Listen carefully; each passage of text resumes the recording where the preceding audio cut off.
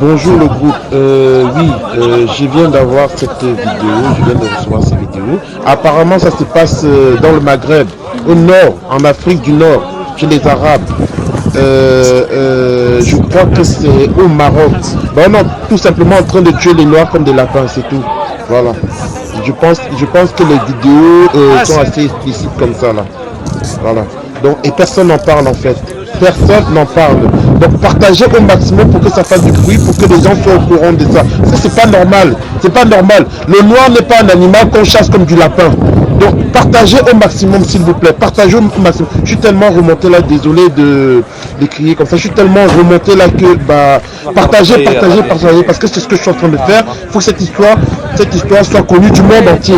C'est pas normal parce que si on ne fait rien, et ça peut nous arriver, ça peut arriver à chacun d'entre nous. Parce que nous les noirs, tant que ça ne nous est pas arrivé physiquement, on s'en fout un peu. Donc partagez, vous avez ce pouvoir là maintenant, et pour que le maximum de noirs soient indignés et qu'on fasse des actions concrètes pour dire aux Maghrébins que ça suffit. Ça suffit. S'ils ne sont pas contents de nous voir, s'ils ne sont pas contents de nous, ça arrête de partir de l'Afrique. Dois-je leur rappeler qu'ils ne sont pas chez eux là-bas? Est-ce qu'ils oublient l'histoire? Donc on les accueille, on leur donne une partie du territoire, et voilà comment on nous remercie. Donc s'ils ne sont pas contents, s'ils veulent continuer à nous tuer comme des lapins, on va faire. Il faut simplement qu'on s'arme aussi et puis on se défende. C'est la logique même des choses. Je suis fatigué, moi je suis fatigué de voir ces histoires. Je suis fatigué que les Noirs soient pris pour des cibles comme de la merde, alors qu'on donne tout au monde entier. Donc partagez au maximum s'il vous plaît. Mesdames, Messieurs, chers compatriotes et toutes celles de ceux qui me font l'honneur de suivre les actions de SOS Cameroun Solidarity par ma voix, je vous dirai jamais assez merci pour ce que vous nous apportez au quotidien. Sans vous, nous ne sommes rien, nous ne ferons jamais rien. C'est pour cela que je ne manque aucune occasion, ici comme ailleurs, pour vous renouveler nos remerciements. Merci à toutes et merci à tous. Mes chers compatriotes, aujourd'hui est un nouveau jour. J'invite donc chacun d'entre vous, toutes celles de ceux comme moi, qui ont eu la grâce de Dieu de voir ce jour. Je vous invite à glorifier Dieu et à célébrer la vie. Appelez-le comme vous voulez en votre langue africaine.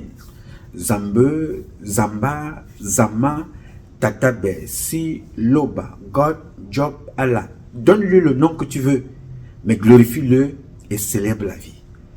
Parce qu'à l'instant où je te parle, il y a beaucoup qui sont morts. Depuis que je suis debout, depuis ce matin. Il y a beaucoup, hier, qui se sont couchés, qui ne se sont pas levés ce matin. Avant de finir mon propos, on t'appellera pour t'annoncer, ou tu regarderas dans les informations des gens qui sont morts parce qu'on a déposé une bombe. D'autres sont morts par accident, d'autres sont morts à l'hôpital, d'autres morts nés, d'autres nés après d'autres morts après la naissance, d'autres accidents en allant au travail, d'autres se sont couchés, ne se sont pas levés. Mais toi, tu as la bénédiction de Dieu de vivre ces deux nouvelles. La triste et la bonne. La bonne, c'est que tu as envie. Et tu écoutes les autres mauvaises nouvelles. La suite, c'est que tu as envie. Et tu es en train de voir les bonnes nouvelles. Ta soeur a accouché. Ta femme a accouché. Ta petite fille vient d'avoir son premier bébé. Ton fils vient de réussir un examen. Chaque événement au courant de cette journée, de la minute qui suit, est un événement de bonheur, ou quelque part de malheur. Mais toi qui vis ces deux événements-là, des événements malheureux et des événements heureux, glorifie Dieu parce que, étant en vie, il te donne la possibilité d'enterrer ceux qui sont morts. Étant en vie, il te donne la possibilité d'observer comment est-ce que la mort peut arriver et de corriger. Oui, tu peux annuler une certaine façon de mourir. Oui, tu peux choisir ta mort. Oui, chaque être humain est capable de choisir sa mort. Et ça, c'est une autre leçon. On en parlera un jour, je te dirai. Parce que on croit que la mort vient n'importe comment. Non. Rappelle-toi que dans ton village, là-bas, au Grand Nord, au Nord-Ouest, au Sud-Ouest, au centre, à l'Est du Cameroun, à l'Ouest, parfois, le grand-père ou le père, voyant sa mort venir, t'appelle depuis les États-Unis. Il dit, je vais te parler. Il est très malade. Il dit, je vais te parler. Il dit, papa, le temps, il dit que oui, prends ton temps, mais sois ici avant la fin de la semaine. Oui, il est en France, il t'appelle. Tu es à Yaoundé, il est au village. Tu es à Bafang, à Bakwantou, à Fondjemon, chez moi. Il te dit, viens me chercher, ramène-moi au village. Et il vous réunit comme ça tous. Il vous parle. Il ne vous dit pas qu'il est en train de mourir, hein. Il vous parle. Parfois même, il peut partager certaines choses. Non, toi, prends ma canne, là. Tu as vu la flèche, là, qui est au mur. qui forment la croix. Là. Bon, tu prends une, celle de droite, viens me la donner. Bon, donne ça à Henri. Bon, prends celle de gauche là. Donne ça à Paul. Bon, mon chapeau là. Bon, toi, tu vas le garder. Mon briquet, ma pipe là, tu donnes à Séverin. Il partage des petites choses comme ça. Il cause avec vous. Il ne vous dit rien. Il vous donne des conseils. Il vous parle, vous buvez, vous mangez. Il va se coucher et il fait son dernier voyage. Vous allez pleurer le matin. Oh non, il t'a appelé pour ça. Il vous a appelé pour vous dire au revoir sereinement. Il a choisi sa mort. Et pour choisir ce genre de mort-là, il ne l'a pas choisi là tout de suite. Ça part de son comportement dans la vie de tous les jours. Comment il vit pour que Dieu lui dise comment il va mourir. Il n'est pas mort avec son corps déchiqueté, le cerveau explosé. Non. Il est mort en parlant. Il s'est couché, il est mort. Tu dis, mais non, je suis venu, j'ai causé avec mon papa hier, mon grand-papa hier, mais à peine j'arrive aux États-Unis, on m'appelle qu'il est. Non, non, non, il t'a appelé pour te dire au revoir, mon ami. C'est la plus grande des bénédictions. Et tu en auras comme ça 2 dans ta vie. À ta naissance et à la mort de ton père ou de ta mère. Il n'y en aura pas plusieurs. Parce que tu as ces bénédictions-là quand tu nais, parce qu'ils se sont couchés pour que tu naisses, tes 2 parents. Et quand tu pars, ils te disent au revoir avant de partir. Tu rentres en France, en Belgique, quelque part dans le monde, ou bien même au travail à Yaoundé. Tu dis, mais non, mais on m'appelle, mais je viens de me séparer de papa. Mais il est mort quand? Qu'est-ce qui est arrivé? Non, non, on l'a retrouvé, il était couché dans son lit, il est mort. Il t'a appelé pour te dire au revoir mon fils, au revoir ma fille, au revoir mes enfants. Et ce qui s'est passé là ne se travaille pas en un jour. Ça a été le comportement de toute sa vie pour que Dieu lui dise quand est-ce qu'il va partir et pour qu'il te fasse appel. Alors change ta vie, ta façon de vivre, tu sauras le jour de ta mort. Yes. Bien, on en reparlera dans notre club privé de ce volet-là. Mais ce n'est pas de ça que je vais vous parler aujourd'hui. En fait, en partie aussi, hein, ça fait partie de la mort. Nos compatriotes sont morts. Naufrage au large des côtes tunisiennes. Il y a eu une 40aine de morts. Ça s'est passé il y a quelques jours. Et parmi les morts, il y a pratiquement 14 ou 15 Camerounaises et Camerounais qui sont morts dans ce bateau, dans ce naufrage, ce bateau de fortune, en allant chercher ailleurs ce qu'ils ont en abondance dans leurs pays respectifs. En Afrique. Ils sont morts. À mon nom personnel, au nom de toutes celles et ceux qui se reconnaissent dans le combat que nous menons au quotidien, je veux ici présenter mes condoléances à toutes les familles. Perdre un être humain, quelles que soient les conditions, ça fait mal. Ce sont des jeunes, la vingtaine. Ils sont tous morts. C'est triste. Parce que le paradis sur cette terre est sur la terre. Il n'est pas dans là où vous ne connaissez pas. Mais le paradis des Camerounais et de toutes les Camerounaises et des Camerounais, c'est au Cameroun. Donc nous allons dans le paradis des autres d'une façon indécise, dans l'imprécision, dans l'indécision, aller chercher ce que nous avons déjà en abondance dans nos pays respectifs, en Afrique, au Cameroun, en Centrafrique, au Tchad, au Congo, au Burkina, au Niger, au Mali, au Sénégal, en Côte d'Ivoire, au Ghana. Nous avons tout ça, tout ce que nous allons chercher là. Vous voyez le croisement, c'est-à-dire nous qui sommes les producteurs, que Dieu a fait de nous naître au Cameroun. Nous avons tout, l'or, le diamant, le bois, nous avons l'eau, nous avons le pétrole, nous avons le gaz, que la France va chercher, que la Chine, la Russie et tous ces pays là vont chercher chez nous. Mais nous allons à des pays où il n'y en a pas. Nous allons chercher les bouts de pain, alors que les gens viennent chercher l'or, le diamant chez nous. Si Paul Biya n'est pas méchant, il ne peut pas être plus que ce qu'il est en ce moment. La méchanceté. Ces enfants vont mourir à cause de la politique de Paul Biya. Je ne peux pas vous condamner, mais si j'ai un conseil à vous donner, c'est de ne pas partir du Cameroun en utilisant cette voie-là. C'est la voie la plus dangereuse, la voie la plus risquée, la Libye. Ce que je vous ai montré au début de cette vidéo, c'est le traitement qui nous est réservé par ceux qui se disent des Africains. Tous ces pays arabes là, le Maroc, la Tunisie, la Turquie, parmi tous ces pays là, ils développent leur pays, mais il y a des groupes de personnes dans ces pays qui ont décidé de faire des Noirs et des Africains des esclaves, des choses, même les animaux. Ils traitent bien les animaux dans leur pays que les Noirs. Ce n'est pas une politique de pays, non. Faut pas mettre ça, faut pas généraliser. Il y a des gens qui ont choisi de se comporter comme ça dans des pays, alors que les mêmes ont des activités en Afrique. Le Maroc a des banques au Cameroun. Est-ce une politique délibérée du roi du Maroc? Non. Est-ce une politique délibérée de la Tunisie, de l'Algérie? Non. Il y a des personnes qui ont choisi comme ça, comme on les retrouve partout, en commençant dans nos propres pays. Vous croyez que, comment voulez-vous qu'on vous respecte quand dans le pays de Paul Biya, on brûle les chercheurs? Dans le pays de Paul Biya, on vit dans la poubelle. Et vous voulez que les gens nous respectent à l'extérieur? Nous sommes plus que des ordures à l'extérieur, parce que certaines ordures dans certains pays, on les recycle. Oui, on recycle des ordures, mais nous sommes, nous, noirs, dans certains pays, moins que des ordures. Nous sommes des choses, des poubelles. Oui, monsieur, c'est ce que nous sommes. Alors quand vous voyez les morts de ces enfants, vous voyez le traitement qui est réservé dans des prisons. Il y a des enfants qui sortent sans les reins. On a prélevé les reins, on prélève les organes, on vend. On les jette en prison, on fait d'eux des terroristes, des gré ou de force. On viole. Certaines sortent de là avec des maladies incurables. Paul Biya voit ça. Obiangema voit ça. Ali Bongo à l'époque voyait ça. Je ne sais pas ce que le président Oligui fait en ce moment, mais lui encore, on peut encore lui donner le bénéfice, puisqu'il vient à peine d'arriver. Je me rappellerai toujours, comme hier, je suis allé voir l'ambassadeur de la Guinée équatoriale, Antonio, je pense. Il avait les pieds arqués comme ça, il y avait un pied qui était bancal. À l'époque, le président équateur-guinéen, Obiangema Teodoro, il avait présidé une session aux Nations Unies. Président pendant quelques mois. Je m'en vais le voir. Je lui dis, Excellence, nos sœurs sont des esclaves sexuels au Liban. J'ai la lettre encore avec. Je lui dis, je vais rencontrer le président, voir ce que nous sommes capables de faire pour sauver nos enfants qui sont là-bas. Parce que les Nations Unies, ce n'est pas seulement aller plaider contre les guerres.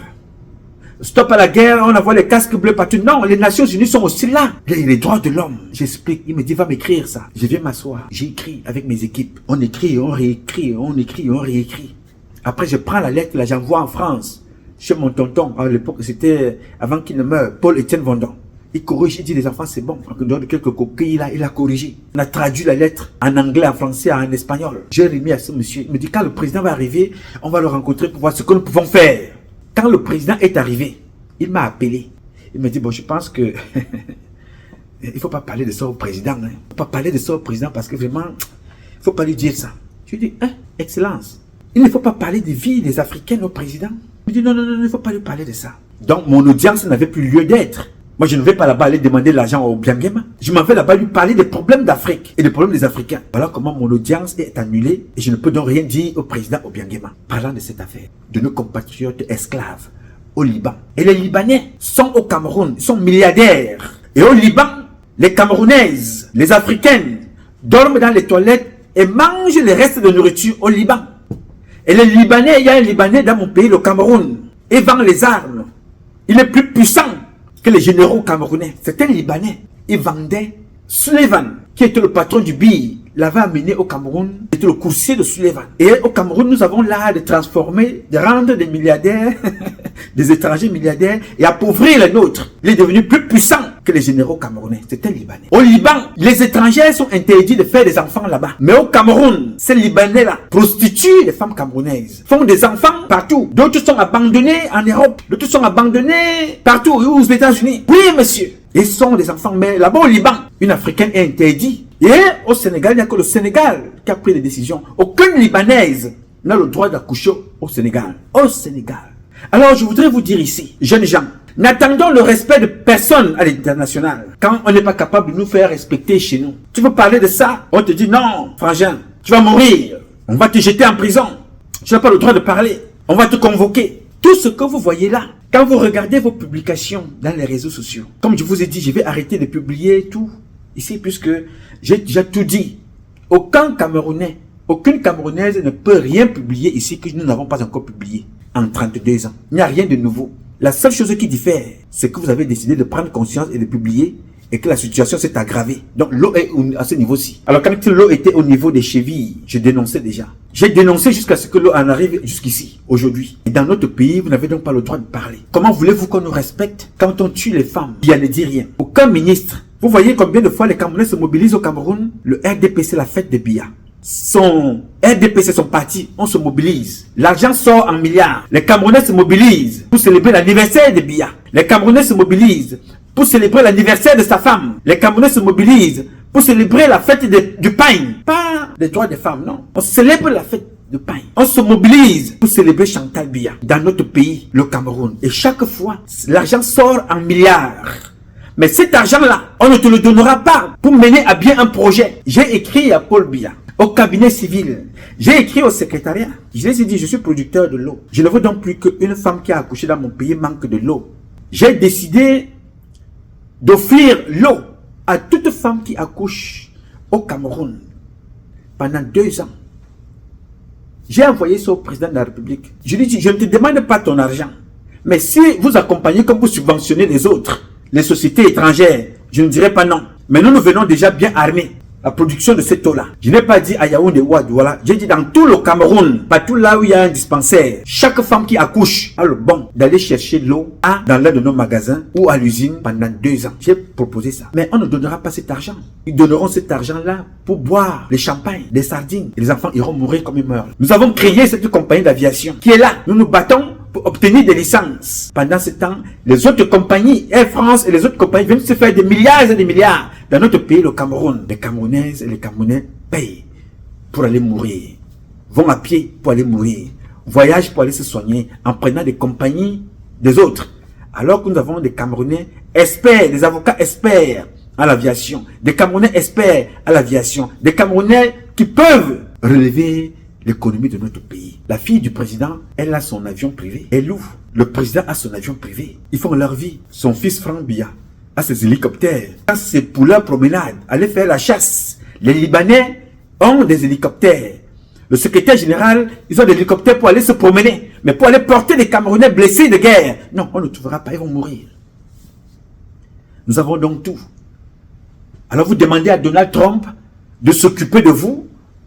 Alors que nous sommes des milliardaires, alors que nous sommes là pour jouer l'applaudimètre, on applaudit ceux qui nous tuent et on viendra donner les ordres et les instructions à Donald Trump qui se bat pour son pays.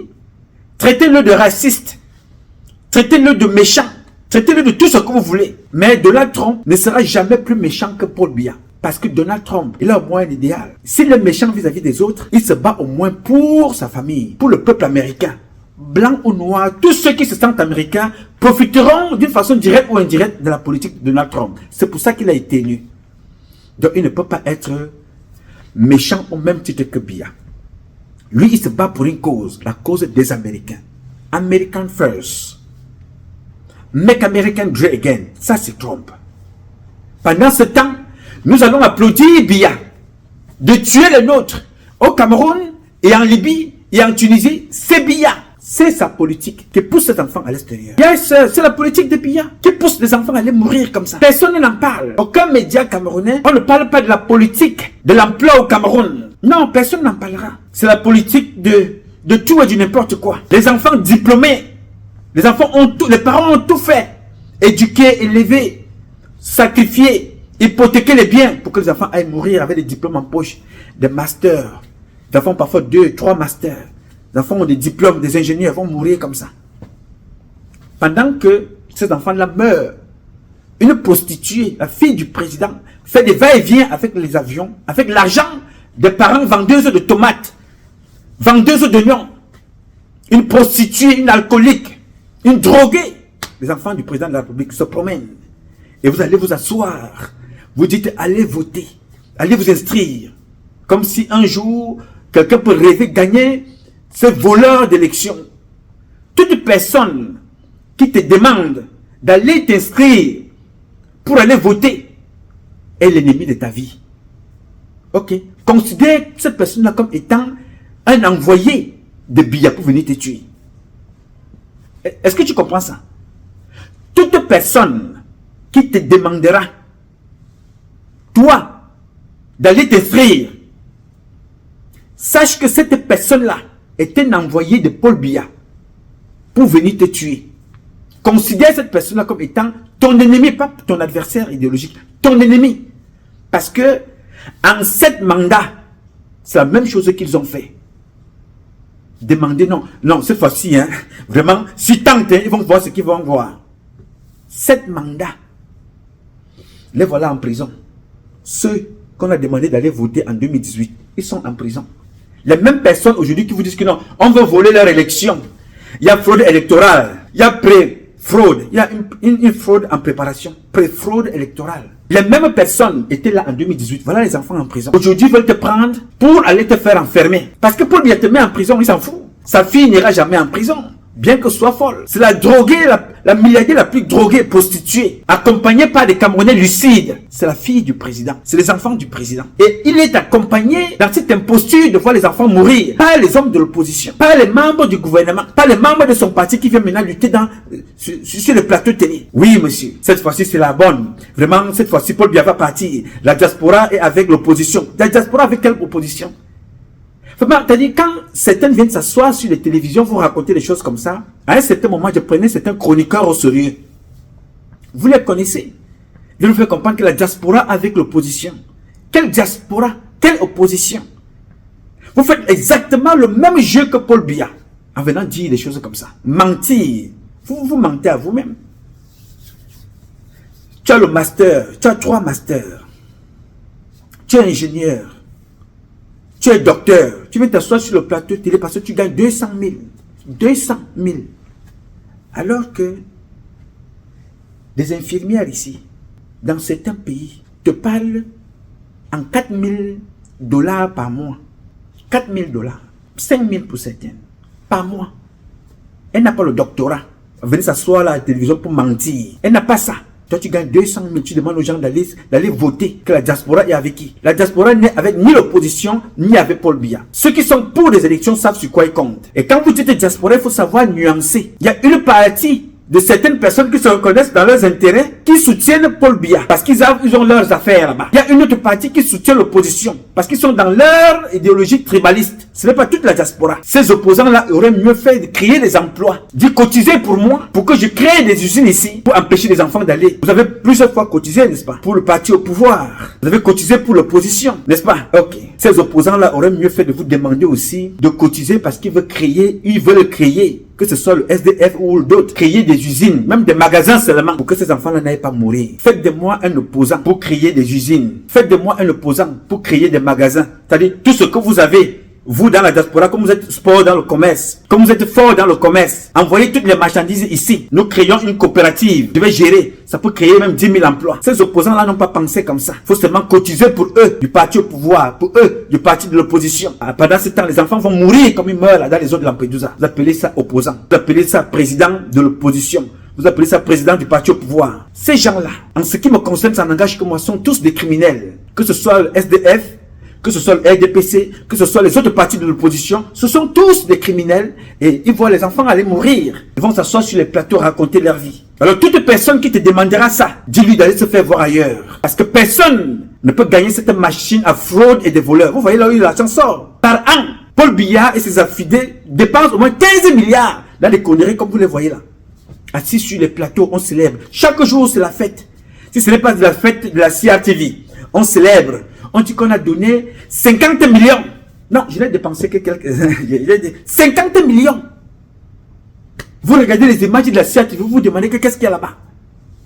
Non, je n'ai pas pris les 50 millions, j'ai décidé de prendre 8 seulement.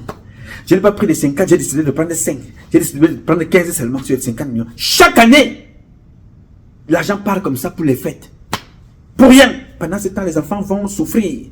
Alors que si un enfant demande une subvention de 100 000 pour un petit projet, on va dire on va te sodomiser. Pour une subvention de 1 million, on dit on te sodomise, on sodomise ta femme et tes enfants. Une subvention de 5 millions, on dit non, il faut, tu es d'où? Même si je suis du sud, non, viens te faire sodomiser. Tu es d'où? Non, je suis de l'Est, non, viens d'abord te faire sodomiser. Voilà comment on a détruit les enfants. Et on vient s'attaquer à Donald Trump, qui se bat pour son pays. J'ai dit au président Trump, tes services de renseignement, la CIA et le FBI, sont dans les réseaux sociaux. Allez lui dire de ne plus aider l'Afrique. Que les décisions qui ont été prises ne soient pas prises pour 3 mois, pour 1 mois, de façon temporaire. Il faut sélectionner les pays avec lesquels vous travaillez. Le Cameroun n'a pas besoin d'aide. Nous sommes plus riches que les États-Unis. Les États-Unis est un pays pauvre à côté du Cameroun. Nous sommes ici parce que nous cherchons la sécurité et nous sommes là parce que nous venons se mettre auprès de ceux qui ont organisé leur administration. Le président Donald Trump n'aidait pas le Cameroun. Nous sommes plus riches que ce pays. Il faut donc fermer les comptes de Paul Biya et de toutes celles et ceux qui accompagnent son gouvernement. Hommes d'affaires qui soutiennent ce qui se passe. On va vous donner la liste. Nous les connaissons. Donc personne ne vient vous dire ici. Allez voter. Ceux qui sont là aujourd'hui gagnent leur argent comment? Tu es docteur, tu es sur les plateaux de télé. Tu es ingénieur, tu es sur les plateaux de télé. Chroniqueur. Est-ce que c'est ce que tu as appris en tant que docteur? Chroniqueur. Est-ce que c'est ce que tu as appris en tant qu'ingénieur? Maintenant, tu es sur les plateaux de télé. Partisan d'un parti parce que tes chroniques c'est pour un parti. Le RDPC. Tes chroniques c'est pour un parti de l'opposition. Voilà ce que tu as appris à l'école. Chroniqueur? Non, ce n'est pas ça. Donc ça veut dire que ça va mal. Ni l'opposition n'a pas réussi à changer ta vie. Ni le parti au pouvoir. Alors, si tu étais trop intelligent et vouloir faire mettre en pratique ce que tu as appris à l'école, tu aurais cotisé ce qu'on te paye sur les plateaux télé à Douala, à Yaoundé, un peu partout pendant 1 an. Tu te retrouves avec 1 million, tu vas faire tes champs dans ton village. Tu commences à vendre le manioc. Parce que oui, c'est ça qui marche aujourd'hui. L'agriculture, l'agroalimentaire. Oui, monsieur, c'est ça qui marche. Ce n'est pas sur les plateaux télé à venir raconter, faire des chroniques intéressantes ou pas. Ce n'est pas ce que tu as appris à l'école. Allez voter l'opposition, allez vous inscrire. Et puis quoi? En 2018, vous avez fait quoi? En 92, qu'est-ce que vous avez fait? En 2011, vous avez fait quoi? Toujours la même chose, n'est-ce pas? Alors, réfléchissez. Alors, nous allons nous battre. Le Cameroun va changer, de gré ou de force. Vous allez apprendre que les enfants n'iront plus mourir dans les eaux de Lampedusa. On ne peut pas continuer comme ça. Nous avons été une moquerie de par tout le monde entier pendant 42 ans à cause d'un couple. Famille maudite au paradis. Accompagnés par les affamés qui sont sur les plateaux télé. Voilà là où on les voit, les intellectuels des plateaux. Pendant ce temps, les enfants vont mourir à gauche et à droite. Tout le monde n'aura pas la chance ou la bénédiction de Francis Ngannou. Tout le monde n'aura pas la chance de ceux qui sont allés jouer à l'extérieur. Vous pouvez avoir votre domaine de prédilection ailleurs. Il suffit tout simplement de le capter. Nous avons certains de nos compatriotes qui sont enterrés à Roissy-Charles de Gaulle. Morts et enterrés là-bas. Les Camerounais sont enterrés partout, dans les eaux, dans les terres, meurent dans les forêts. À cause du gouvernement de Paul Biya, accompagné par des faux hommes politiques du parti du pouvoir et de l'opposition. Il y avait certains journalistes qui accompagnent ça. Nos compatriotes meurent tous les jours avec votre complicité. Nous vous connaissons, nous notons, nous observons. À un certain moment, vous allez répondre et vous serez responsable devant la justice pour avoir accompagné ces comportements-là sur vos plateaux télé. Il n'est pas trop tard. C'est une question de temps. Chacun d'entre vous payera et vous saurez qu'est-ce que c'est qu'être journaliste ou chroniqueur. N'allez pas mourir comme ça. S'il vous plaît. J'ai dit. Alors, mes chers compatriotes, ce combat était le combat de tous et de chacun pour un intérêt commun. C'est avec la volonté des Camerounaises et des Camerounais que vous êtes et la bénédiction de Dieu que nous vaincrons. En attendant, le combat continue. Je m'appelle Nouma Patrice Freeman. Je réponds au 001 551 666 1027. I love you, but God love you more. Thank you.